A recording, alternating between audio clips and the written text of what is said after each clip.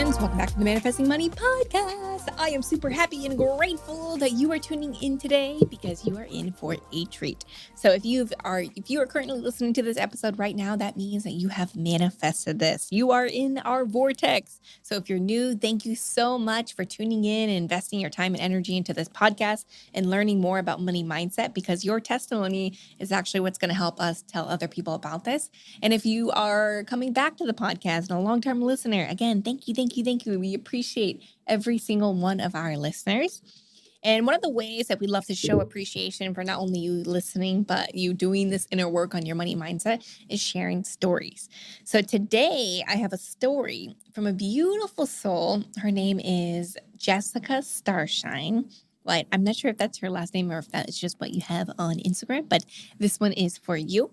So the first testimony is, the first part of this testimony is that she wanted to share some things about car issues.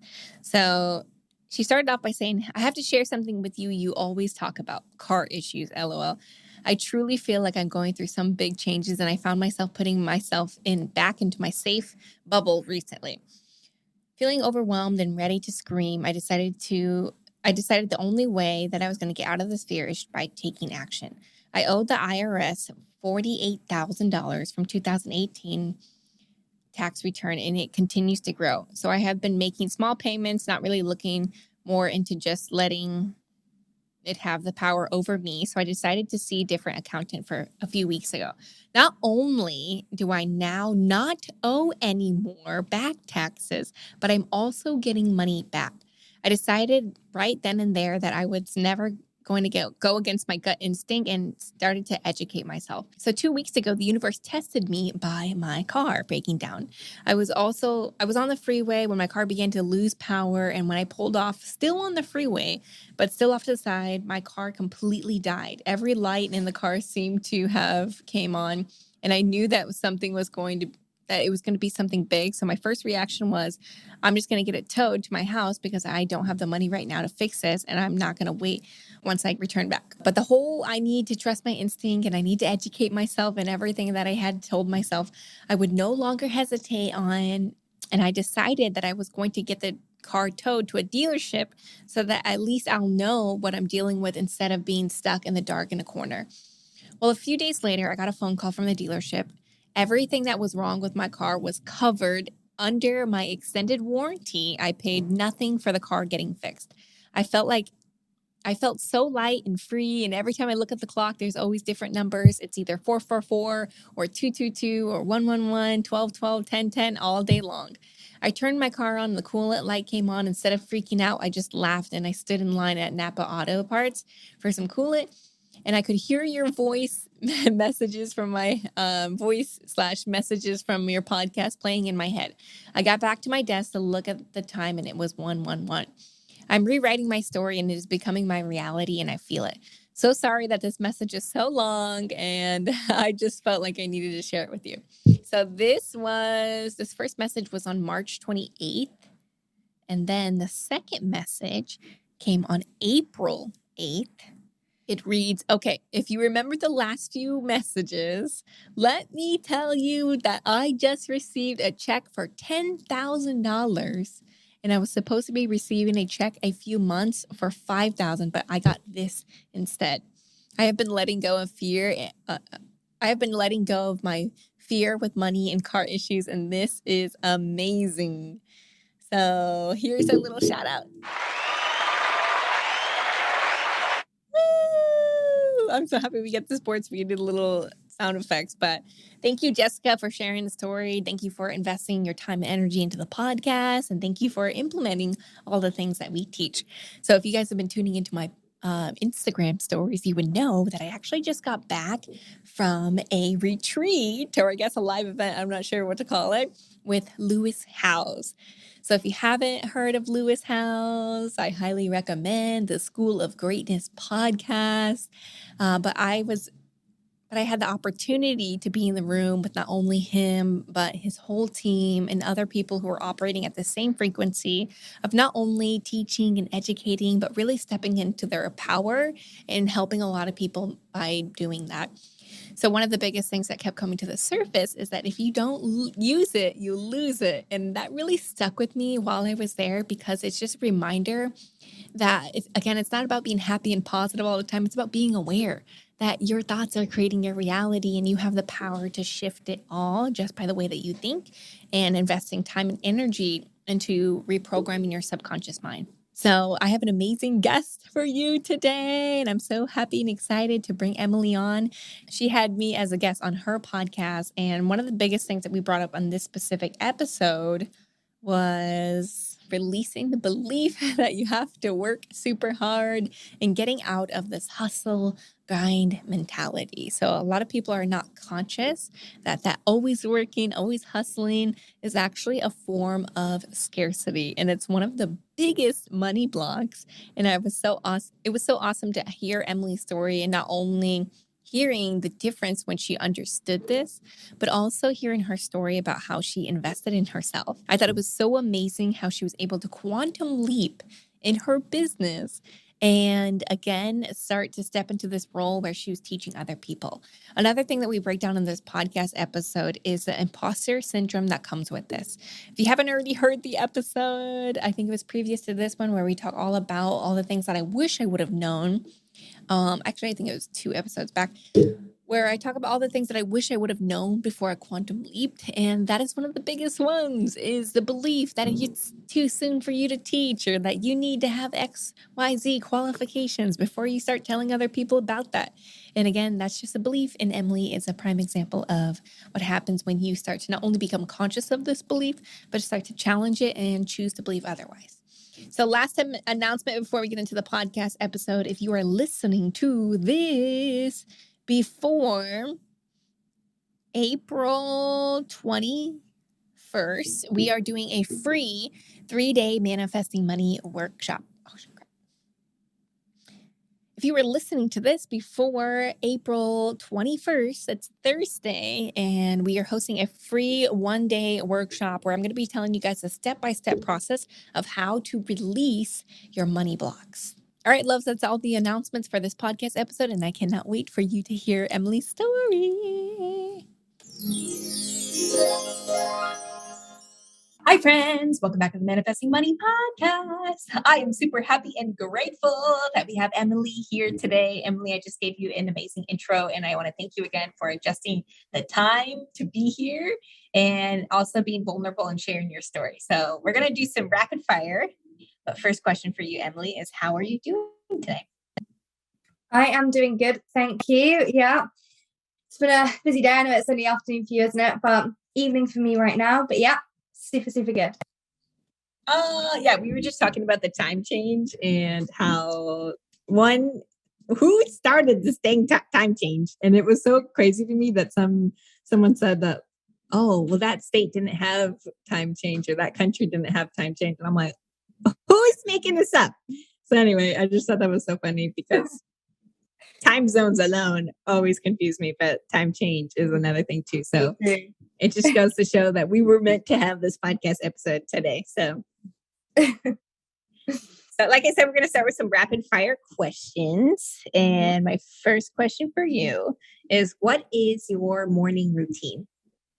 My morning routine. So it does differ. You know, I really like to feel into my intuition and what feels good each day. But I'll generally get up, eat very soon after I've woken up, because I'm always starving. And then I will do my journaling. I have like multiple ones, either that you have a structure to follow, or whether I just want to write that day. I always do my gratitudes, at least 3 things I'm grateful for and why I'm grateful for them every day. Then depending on how I'm feeling, I might do some meditation, some breath work, I might do some yoga, but always as a bare minimum, I'll always do my gratitudes and kind of fill in, just kind of like do a body scan, see how I'm feeling that day, what I need that day, and how I want to show up that day. So good. I love how you said it's very intuitive. That is so good. And a lot of times when people think of morning routine, they always think it's a set structure every single day, but how you're able to really see what your body needs at a specific time is so key. So I want to point that out. My second question for you is, what is your favorite book? Oh, my favorite book. The Magic definitely was a really big game changer. And I also really love Good Vibes, Good Life by Vex King. That definitely was a big eye-opener for me. Like I actually really struggle with, I can read stories, but I find it really hard to read like self-development books. I prefer to listen to them or watch something. So I've always really struggled, but that was like the first one that I could really get into, that I took a lot away from. And you know, when you're just reading something, you're like, yeah, okay, that all makes sense. And so many like light bulb moments reading that. So yeah, that would be my favorite. Oh, so good. Yeah, we're going to keep these down in the show notes for everybody too, because whether you're reading it or listening to it, it helps a lot with these referrals. And I just feel so connected when people are reading the same books too, right? Like what you just said, like, I get this. So beautiful. Third rapid fire question is, who is your first mentor? Okay. I don't know if I want to say the first person because it wasn't the most aligned decision. My first business mentor was Tori Gaynor. So we have very similar like kind of backgrounds. I literally followed her for years, but she really works. She's a spiritual business coach, and yeah, that was like the best decision I've ever made for my business. Oh, nice. Plug in Tori. What's up, Tori? Thank you for stepping into your light and sharing that. So hopefully she's listening to this right now. We'll send it out. So the last rapid fire question is, what is the first time you invested in yourself and how much was it? So my first, again, like big investment was with Tori I just went all in, balls to the wall, went straight in with one-on-one full coaching, which is not very like me. And that was, I'm trying to think.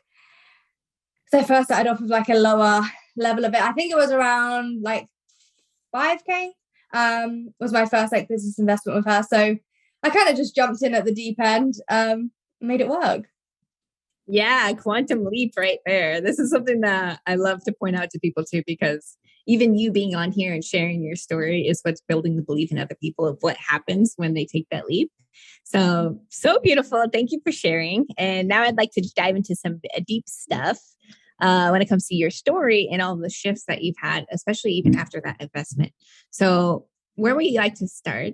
Because we know we have all different types of audiences from all different types of walks of life. What you're doing right now, coaching, mentoring, and helping people with their mindset, was it always the plan, or did you have something else that you believed you're going to do someday? No, it was never the plan. It was all something like, you know, I followed a lot of business coaches and was like, oh, I'd love to do that, but never thought that would be me. So I like when I did my first investment, I was personal training in a gym. Because of lockdown, obviously I couldn't do that anymore. So I transitioned my business online kind of by accident, but yeah. And then, yeah, my plan was to just continue scaling that, and it scaled so fast beyond what I ever thought was possible. And then, yeah, ended up having people coming to me asking how I did it, asking for business advice, and people just outright asking me like, can I have business mentoring? And I was like, okay. And it just kind of happened. Oh, wow. So you were coach, or you were a personal training people, and then the pandemic happened, and you're in London, right? Yeah. So I know it was crazy. California was definitely a crazy place, but I'm very curious, like, what was the shutdown like for you guys? Literally completely. We was allowed out of the house for 1 hour a day. That was it. Everything closed down apart from essential shops. You was only allowed to go shopping once a week on your own, not with anybody else. Allowed to leave the house for 1 hour a day. Yeah, very, very much like could not do anything.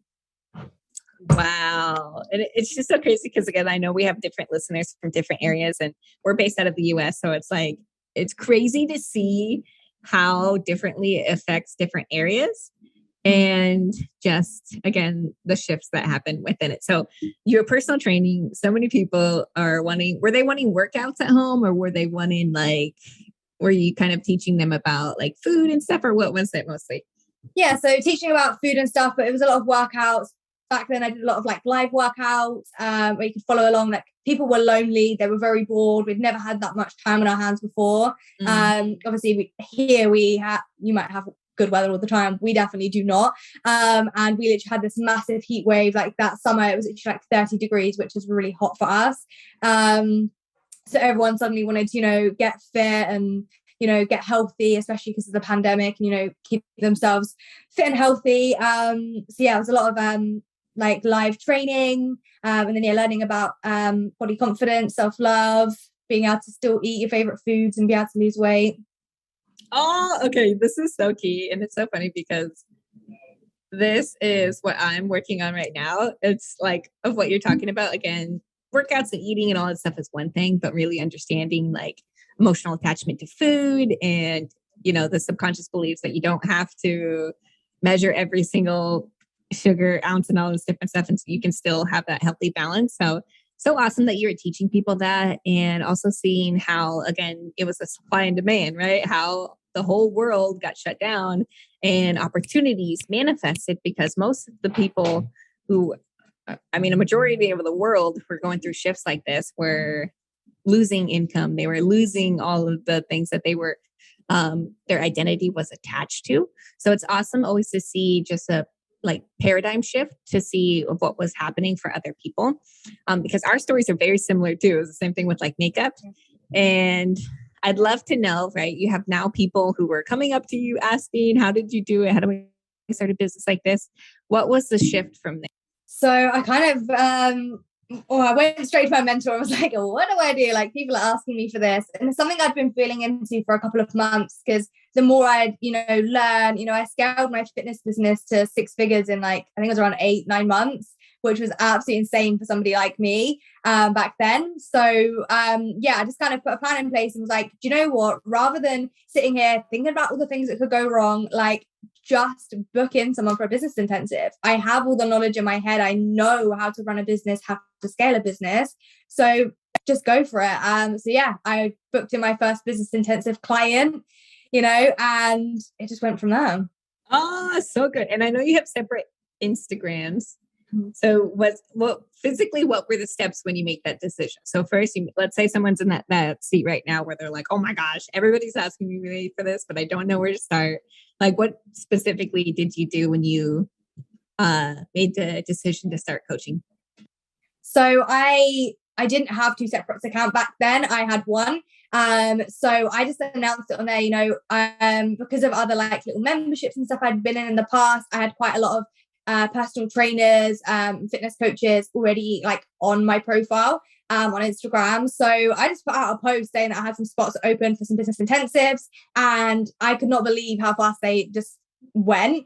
I had it all on one page, but as I grew my business mentoring, I felt like it was quite hard to show up for it's still all me, but 2 separate parts of me, 2 different businesses. So then I made the other account to have all things fitness and then all things business on one. And it definitely helped because I think it's very hard when you do something like that. Talking about money was very awkward at the start. I had all people I knew in real life and my clients, and I found that quite tough to show up and talk about that kind of thing that I needed to for my business mentoring when I knew all my fitness clients were kind of sitting there watching me, and then I was going to PT them and they was asking me all these questions. It definitely helped when I split the 2. Oh, so good. And I want to point out how you just started, right? You just put it out there and how you didn't have the 2 separate Instagrams. It's just something that grew into it. Because again, there's someone on here who's listening to this right now that's like, oh my gosh, I'm overthinking this. I don't need all of this other stuff. I just need to put myself out there and really just make the ask.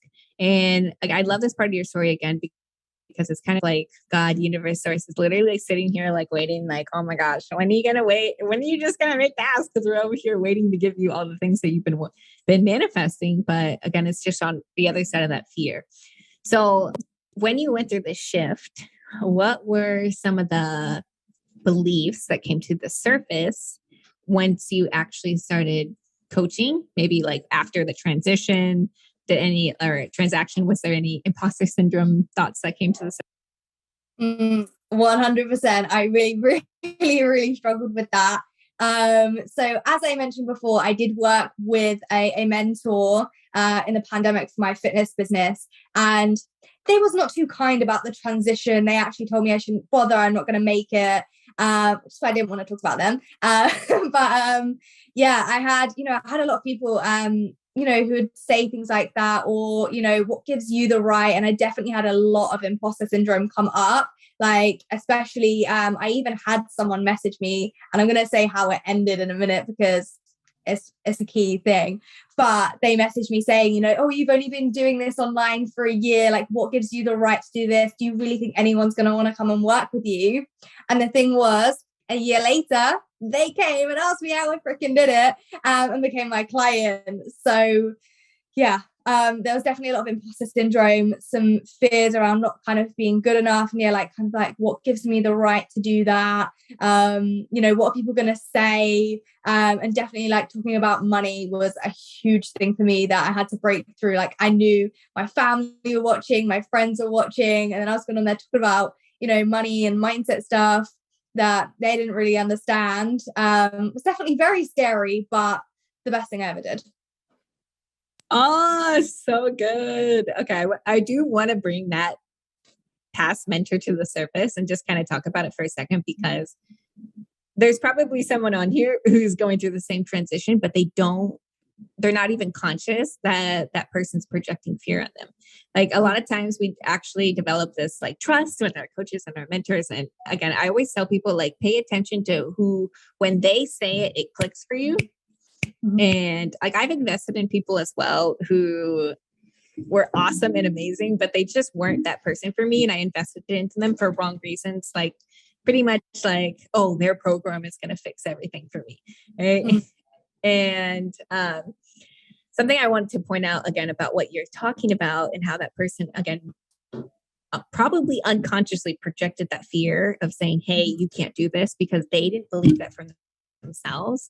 But the fact that you are doing the work that you're doing now, like, so many people are, again, unconscious that they're even doing that or projecting their own fears. And it's so easy to see from the outside looking in and being like, oh, well, that person's just obviously projecting. But when you're not conscious of that, if that's what's happening, that it's like, we take it so personally. And it's been coming up to the surface a lot recently too, is that really understanding that it's a skill set to be able to identify if this person is projecting something, or if it's really something that you need to work on. And usually you can tell from the energy and the intention. Like, I could physically feel like how it was, you can't do this, the way that you talked about it, and feel a different vibration when you talk about Tori. So I want to point that out because it's so beautiful. And again, vibes don't lie, guys. Like, vibes don't lie. If you got a bad feeling about something, it's because there is something happening. So thank you for setting the example of really, again, trusting your own intuition, because now you can tell other people that and really incorporate it in your teaching. So one of the amazing things that I've been able to pull from your content, it's also so huge, especially in this community, is working out of scarcity and burnout. So what was a time in your life where you physically went through this? Because Source puts us in a dang position so that we can learn it and teach other people. And what did you do to start becoming more conscious of it and shift it, not only for yourself, but for your clients? So when I went through this was just before I started working with Tori. This was kind of like my main driving force to begin working with her. So I was still doing personal training. Like, once the gyms opened back up, I was doing PT. I'd built my fitness business. So I was serving around 50, 60 clients online. Plus I was doing PT. Plus I was teaching classes all at one time. Plus trying to do content. And it got to the point where I was actually waking up in the middle of the night and replying to messages from clients. And then I was like, you know, and Tori asked me when I started working with her, she said, what's your day off? And I was like, what? She was like, when's your day off? I was like, and she was like, don't tell me you don't have a day off. And I was like, I don't have a set day off, no. And that kind of made me really realize, again, like this is something I talk about a lot in my content, because I didn't realize, if she said to me, you're burnt out, and I was like, no, I'm not, like I'm fine, it's fine, this is just, you know, I'm just building my business, I'm good. And it wasn't until she went through the actual signs of burnout that I was suddenly like, oh shit, I am burnt out. I think there's so much hustle culture, especially in the online space, you know, to do all this, you know, no days off, you know, work 24/7, like hustle, you know, what you're supposed to do to build your business. And I definitely let that kind of mislead me and feel like I had to do more to build my business, when in fact, once I restructured my business, it was the complete like opposite. So good. And just shout out Tori. It's so cool. And kudos to you for investing in yourself again, because it was a quantum leap, right? It would have took forever, who knows how long, to see that if somebody who hadn't already been in your position didn't point it out. And it was another thing for you to be open and receptive to that information. Mm-hmm. And I truly believe that's what happens is when people get coaches and mentors and start doing this work, like, yes, like the information is helpful and, you know, all this stuff, but it's like, until you're ready, like when you make that energetic exchange and invest in a course or a program or a coach, what you're really telling God, universe, source is that I'm really going to take in this information. And then that is when things start to shift, because we finally see it for ourselves. So again, thank you for being conscious of this and setting the example that you don't have to work super hard for money. And it's not that you're not moving towards your manifestation. It's just that you're really understanding that answering those messages at the end of or late at night is the thing what's causing resistance, because if we don't message them, who knows what's going to happen? Then they're not going to book with me, right? Like most people are, again, unconscious of this. So before we hop off here, what are some of the signs that someone is hitting burnout? So some big signs you're hitting burnout is you are constantly working, like you don't have set time off. When you're having time off, you're feeling super guilty for it, like you should be doing something, or you say, I'm going to take today off, and then you're actually on your phone working still. You're feeling, you know, not just tired, you're exhausted, you know, you don't have a lot of creative energy because your brain literally does not have the space for it. You know, you just have lost all kind of love. Like I was so ready to give up my business at that point because I just didn't know where to go. You know, I knew I wanted more, but I physically could not take on any more work. So yeah, just being constantly exhausted, you know, no matter how many hours sleep you get, you're not rested. And you know, you're just constantly, for me, like it was a constant feeling of like anxiousness, like I couldn't stop, like I couldn't switch off. That, you know, led me to becoming burnt out. Oh, so good. I know there's some people on here that are like, oh, that's me. So yeah, we're talking to you guys. Sorry, but you were meant to hear this today, and Source wants you to know this, and that's why you were led to this podcast episode.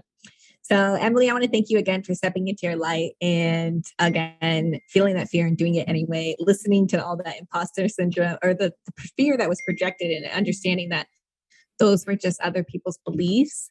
And again, really continuing to work on what you're doing, because all of the people that you've been able to impact is why Source is telling you to keep going.